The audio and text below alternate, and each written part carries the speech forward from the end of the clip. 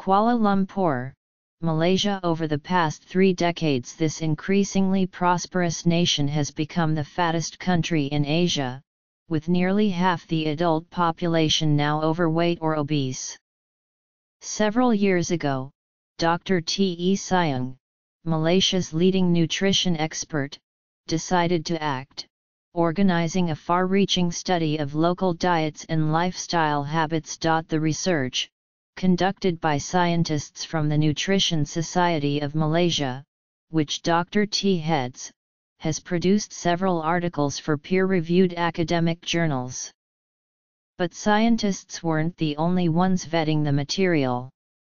One of the reviewers was Nestle, the world's largest food company, which financed the research. Among the published articles was one that concluded that children who drank malted breakfast beverages, a category dominated in Malaysia by Milo, a sugary powder drink made by Nestle, were more likely to be physically active and spend less time in front of a computer or television. The research exemplified a practice that began in the West and has moved, along with rising obesity rates, to developing countries. Deep financial partnerships between the world's largest food companies and nutrition scientists, policymakers, and academic societies. As they seek to expand their markets, big food companies are spending significant funds in developing countries, from India to Cameroon, in support of local nutrition scientists. The industry funds research projects, pays scholars consulting fees, and sponsors most major nutrition conferences at a time when sales of processed foods are soaring.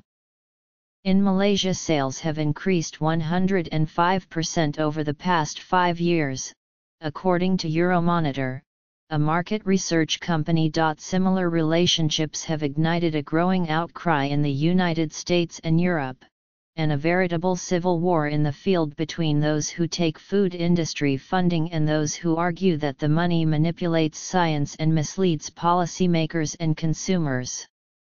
But in developing countries, where government research funding is scarce and there is less resistance to the practice, companies are doubling down in their efforts. Few examples of close ties between industry and science are as striking as those held by Dr. T. 70, a relationship that has deepened in recent years. He's a god in the region, said Barry M. Popkin, a professor of nutrition at the University of North Carolina. But at the same time, he's very linked to industry. When corporate money influences nutrition science, Dr. Popkin said, the evidence of what is healthy for people gets obscured, gets confounded. In addition to Nestle, Dr. T's work has been funded by Kellogg's, PepsiCo and Tate & Lyle, one of the world's biggest makers of high-fructose corn syrup, among others. He said scientists need cooperation and financial support from companies, who can supply much-needed resources. He noted that traditional Malaysian cuisine, curries and other sugar-laden street foods are key contributors to obesity, but said that working with street vendors and mom-and-pop companies to make their food healthier is difficult. Working with multinational companies is easier and more productive, he said. Drive. T said he has used his position in the government to push for important steps to regulate companies, including a 2003 rule that required food companies to put nutritional information, the levels of fat, sugars and protein on their packaging. We were one of the first countries in Asia to do it, he said. Nestle said it is important for the company to collaborate in efforts to improve nutrition around the globe. Nestle believes that public health issues can only be addressed by a broad multi-stakeholder approach and that we can play a catalyst role, the company said in an emailed statement. Nestle reads papers before publication as part of a written agreement between the company and Dr. T's Nutrition Society. The company said its review of the article on the breakfast study and other research was intended to ensure that the methodology was scientifically correct. The statement said, we approach our research transparently and apply strict standards to ensure project integrity until the publication of the study. Dr. T recently wandered with a reporter through brightly lit supermarket aisles in a suburb of the Malaysian capital. The shelves were packed with products now found across the globe: instant noodles, spaghetti sauce, soda, and rows of sugary cereals, including Nestle Stars, which is 28% sugar and has a bright red circle on the bottom right of the box that says Selected Healthier Choice Malaysia Ministry of Health.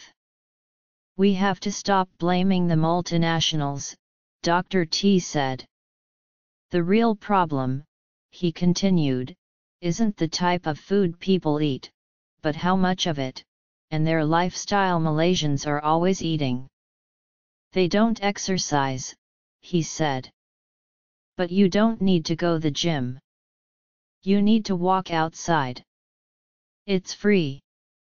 Get off your chair and move. Dapper and soft-spoken, Dr. T, who has a doctorate in food science from the University Sains Malaysia, Penang, bounces around the globe attending and organizing conferences. In 2002, he started a consulting business, Tez NutriHealth, whose clients are small food companies. At the same time, he sits on 7 government committees and was chairman of the Committee on Nutrition and Health Claims until 2011. In 2014, he created the Southeast Asian Public Health Nutrition Network, or CPHN, with nutrition leaders from Thailand, Indonesia, Philippines, and Vietnam. Much of the network's funding comes from Danone, Nestle, PepsiCo, and other large food companies, whose logos are displayed prominently on the CPHN website and its annual reports. Dr. T says nearly all of the group's funding comes from corporate sponsorship and fees for attending conferences. The food companies are not only sponsors of the network, but also associate members who plan and participate in its activities, including the financing of scientific papers and launching nutrition education programs in schools throughout Southeast Asia. In Malaysia, Dr. T's Nutrition Society created an education pamphlet for parents that explained the wonders of whole grains. The brochure includes ads for Nestle's Cocoa Crunch and Cookie Crisp cereals, which have a whole grain label but are more than a quarter sugar by weight. The Nutrition Society has promoted Nestle Healthy Kids, a program that promotes the value of breakfast and exercise, reached 4,200 children in 77 schools in 2014, and that is marketed with a video promoting Nestle and quoting children. Nestle says the program itself does not include product brands, but the booklets and posters in the program are stamped with the company's name. The video shows one girl in the video explains, "I eat cereal with milk for breakfast because it gives me energy and I don't feel sleepy in class." 2 of Malaysia's top health officials recently sat down at the Health Ministry's offices to discuss obesity and Dr. T's role in the country's response to it. "I really admire him," said Zalma Abdul Razak, the head of nutrition at the ministry. "Nobody can replace him as the president of the Nutrition Society of Malaysia." According to their annual accounting reports, the Nutrition Society has received hundreds of thousands of dollars from industry, including at least $188,000 from Nestle and Cereal Partners Worldwide, a joint venture between Nestle and General Mills for the breakfast study.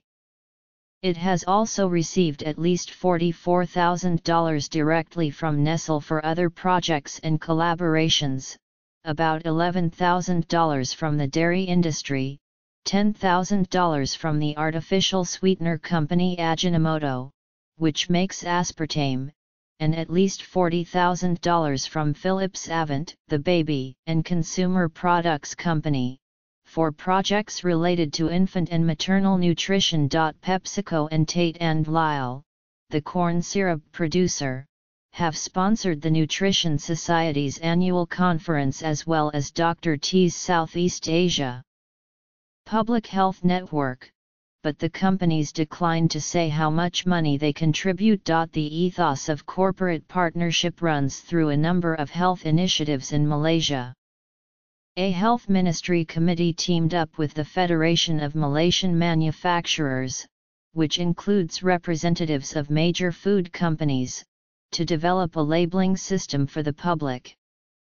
The labels tells consumers which packaged foods are a healthier choice than others in the same category. Among the products that obtained the label were children's sugar cereals and Gatorade Quiet Storm, which has 16 grams of sugar per serving, roughly 4 teaspoons, and is given a grade of D- for its nutritional content by Food Educate, an app that grades the health of various foods and won a Surgeon General's Award. The Malaysian Health Minister S. Subramaniam said the government's job was not to be a watchdog over big food companies, it's more cooperation, he said. But some nutritionists say Malaysia's dietary guidelines, which Dr. T helped craft, are not as tough on sugar as they might otherwise be.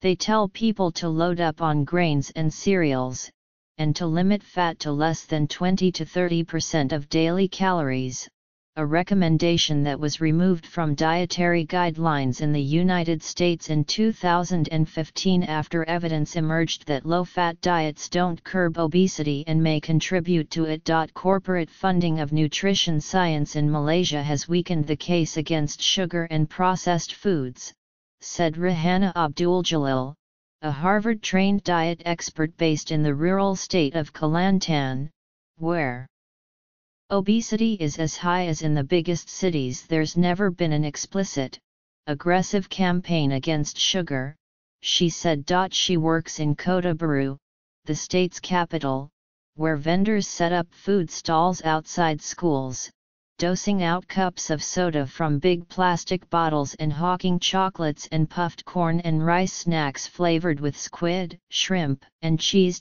Drive. Rahana runs an obesity awareness class and was surprised to learn that many who attended it were not aware of the dangers of excess sugar consumption. I knew that sugar caused diabetes, but I didn't realize it caused obesity, said Wan Masna Binti Hamza, an employee in the Public Works Department, adding she has now cut down sharply on cakes, ice cream and other sweets. Eliza Ismail, who lives in a house beside rice paddies and has a business selling plus-sized clothes, said before she attended the class, she did not know that Milo, the Nestle breakfast drink, contained so much sugar. I had this idea of Milo as healthy and strong, Ms. Eliza said, repeating an advertising slogan that has echoed in the ears of Malaysians for years. Drive. Rahana, who doesn't take research money from companies, is promoting a back-to-basics approach, whole grain rice and other natural foods that are native to Malaysia. She criticized the research papers that came out of the Nutrition Society's breakfast study. In addition to the paper that linked drinking malted beverages with more exercise and less screen time, Dr. T and his colleagues published a study that pointed to breakfast cereals, which are not part of the traditional Malaysian diet, as an important source of nutrients, although the study also pointed to high sugar levels in the cereals. Drive. David Ludwig, a Harvard nutrition expert, described the study on breakfast beverages as wildly overstated. There is no reason supplemental nutrients need to come in the form of a sugary beverage, especially for low-income populations at risk of obesity, he said. Malaysian researchers involved in the breakfast study say in one instance Nestle requested a reference to their Healthy Kids program, which the researchers agreed to.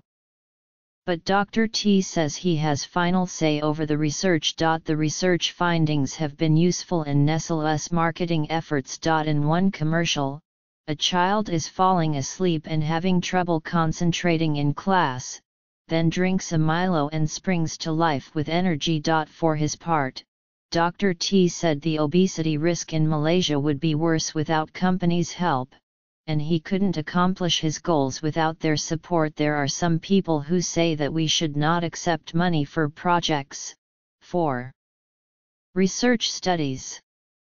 I'm aware of that, Dr. T said. I have two choices, either I don't do anything or I work with companies.